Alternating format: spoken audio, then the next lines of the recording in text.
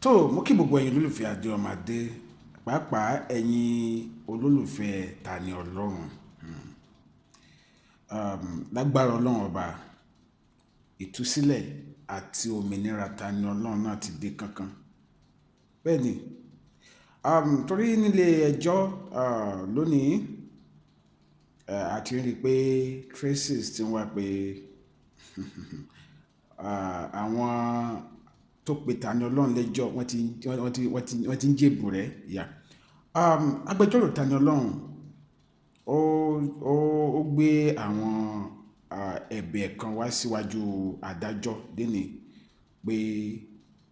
lórí àwọn conditions tí wọ́n fáwọn fún bail Tani Ọlọhun wá ní àwọn bíi mélòó kan wà níbẹ̀ tí tó máa nira fáwọn lára ẹni pé nígbà tí adájọ́ ní ẹni tí ó bá fẹ́ dúró Tani Ọlọhun gbọ́dọ̀ jẹ́ ẹni tó jẹ́ olórí agboolé kan nílùú Ìlọrin agbẹjọ́rò Tani Ọlọhun wá ń jẹ́ kó yé adájọ́ pé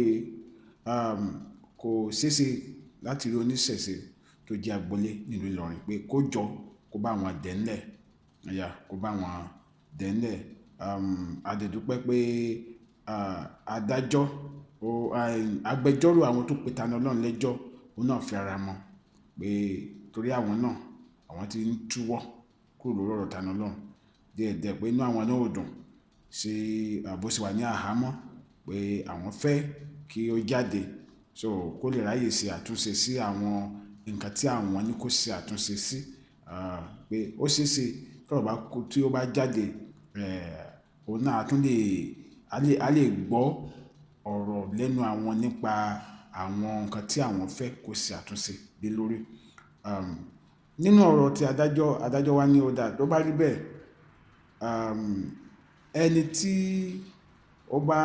tó bá wá máa dúró fún Tani Ọlọhun gbọ́dọ̀ jẹ́ ẹni tó ní ilé ní ìlú Ìlọrin bí ó bá tẹ̀ jẹ́ olórí ẹbí kó ṣàjẹ́ ẹni tó ní ilé tí ilé ẹ̀dẹ́ lè tó gba òǹtẹ̀ ìwé sí of whole látọ̀dọ̀ ìjọba